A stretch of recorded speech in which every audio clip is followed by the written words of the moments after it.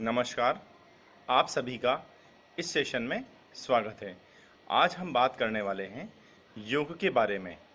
योग एक ऐसा विषय है जो अभी बहुत ज़्यादा प्रचलित है और इस योग के बारे में सभी लोग जानना चाहते हैं, पर इस कोर्स के माध्यम से हम योग का एक इंट्रोडक्टरी पार्ट यहाँ कंप्लीट करेंगे और साथ ही देखेंगे कि योग के विभिन्न जो अंग हैं वो किस प्रकार से हमारे दैनिक जीवन के अंदर हमारी हेल्थ को मेंटेन रखने के लिए और हमारे लाइफ को मेंटेन रखने के लिए किस प्रकार से काम में आते हैं। हमारे व्यवसाय के अंदर, हमारे कर्म क्षेत्र के अंदर, साथ के साथ हमारे दैनिक जीवन के अंदर किस प्रकार से ये योग हमारे लिए मददगार साबित होता है। इन सभी सिद्धांतों के साथ हम इस प्रेजेंटेशन को शुरुआत करते हैं, जिस प्रेजेंटेशन का नाम है फाउंडेशन ऑफ योग and scientific aspect of yoga. योग शब्द का शाब्दिक अर्थ होता है जोड़ना या मिलना। फिर भी अलग अलग ग्रंथों में, अलग अलग संहिताओं में, अलग अलग आचार्यों से योग के कुछ अलग अलग शब्द सुनने को मिलते हैं, जिनका मतलब होता है समाधि या मेल करना या संयोग करना या संयमन करना। इन शब्दों के अर्थ के साथ ही हम योग की विभिन्न परिभाषाओं को भी देखते हैं। योग की सबसे ज़्यादा पॉपुलर जो परिभाषा है वो परिभाषा आचार्य पतंजलि की दी हुई है और वो है योगस् चित्तवृत्ति निरोधः। योग के द्वारा, योग वह है जिसके द्वारा चित्त की वृत्तियों का या हमारे मन की वृत्तियों का निरोध किया जा सके। इसी के साथ गीता ने कर्म योग की या योग की ऐसी प्रैक्टिकल डेफिनेशंस को दिया है जिनका हमारे दैनिक जीवन में बहुत ज़्यादा उपयोग है। जैसे सिद्धे असिद्धो समो भूत्वा समत्वम योगम उच्यते। सिद्धि और असिद्धि की अवस्था में, लाभ और हानि की अवस्था में स्वयं को सम अवस्था में रखना भी योग है। इसके अलावा योगः कर्मसु कौशलम, योग के द्वारा कर्म में कुशलता लेकर के आना, अपने कर्मों को इस प्रकार से करना कि वो उनमें कौशलता हो, उनके अंदर निपुणता हो, यह भी एक प्रकार का योग है। तम विद्यात् दुख संयोग वियोग योग संगीतम। हर जीव, प्रत्येक जीव स्वयं को सुखी रखना चाहता है और स्वयं को सुखी रखने के साथ ही वह दुख के साथ अपना वियोग चाहता है। तो दुख के साथ दूरी बनाना और सुख के प्रति नज़दीकी लेकर के लाने का जो माध्यम है वह माध्यम भी आचार्यों ने योग के रूप में इंगित किया है।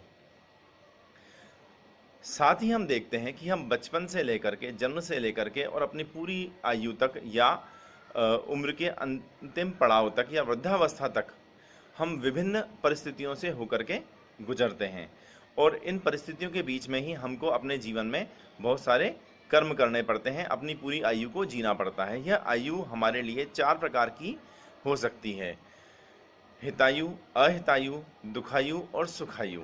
अगर इनको हम प्रैक्टिकली देखना चाहें तो जो हमारी सामाजिक आयु है, जो हमारी सोशल लाइफ है, जो सोशल हेल्थ है, जो हमने दूसरों के साथ मिलकर के अपने जीवन को जिया है, वह हितायु और अहितायु में काउंट होती है।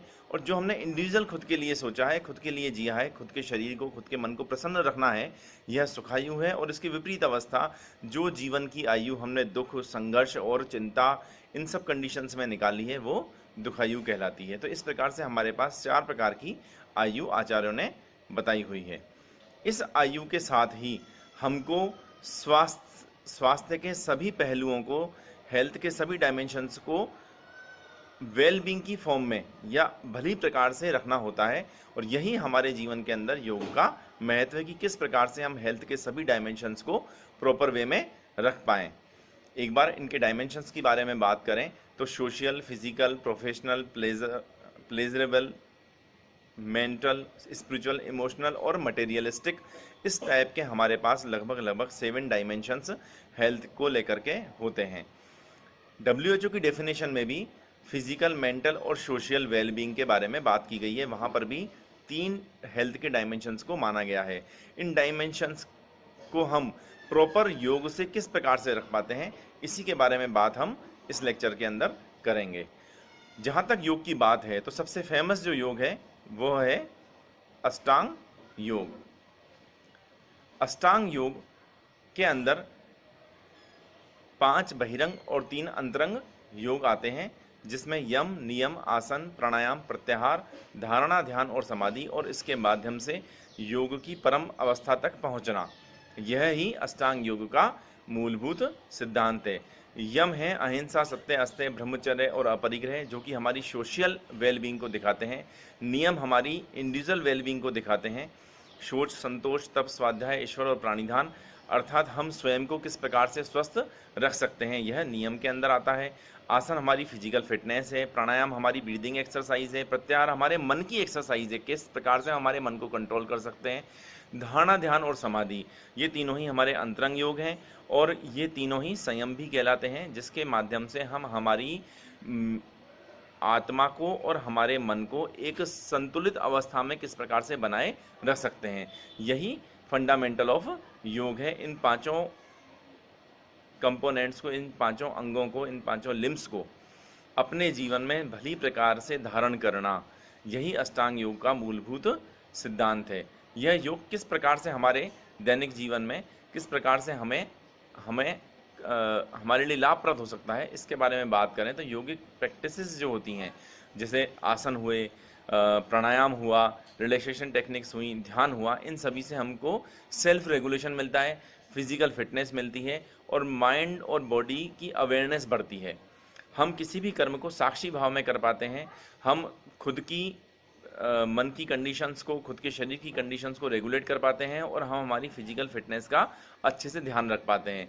जब ये तीनों चीज़ें हमारे पास होती हैं, हमारा आत्मा, मन और शरीर पूर्ण रूप से शुद्ध अवस्था में होता है, तो हमारे व्यवहार के अंदर, हमारी मानसिक स्थिति के अंदर और हमारी स्वास्थ्य के अंदर, इन सभी के अंदर पॉजिटिव इम्पैक्ट आता है, जिसकी वजह से हम एक पॉजिटिव हेल्थ, या जिसको बोलते हैं कि आइडियल हेल्थ की पोजीशन के अंदर खुद को रख पाते हैं।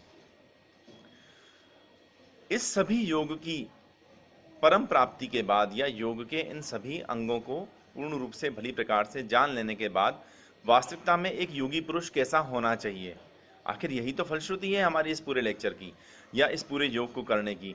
तो आप ताज्जुब करेंगे, शायद हेल्थ की सबसे ज़्यादा आइडियल डेफिनेशन योग के ग्रंथों में मिलती है।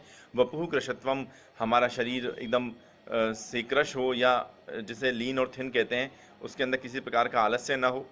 वदने प्रसन्नता, चेहरे पर प्रसन्नता हो। नाद स्फुटत्वम, हम बहुत अच्छे से चीज़ों को सुन पाएँ, हम संगीत का आनंद ले पाएँ। नैने सुनिर्मले, हमारी आँखों से, नेत्रों से एकदम निर्मलता नजर आए। अरोगता, किसी प्रकार का रोग हमारे पास ना हो। बिंदु जयो, अर्थात ब्रह्मचर्य का हम पूर्ण रूप से पालन कर पाएँ। अग्नि दीपन, अर्थात हमारी क्षुधा, हमारी अग्नि, हमारी जठराग्नि ये बिल्कुल प्रबल अवस्था में है।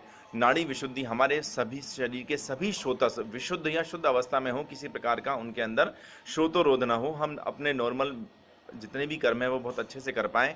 यही हठ योग के लक्षण है, यही योग के लक्षण है, यही शुद्ध पुरुष या शुद्ध योगी के लक्षण है।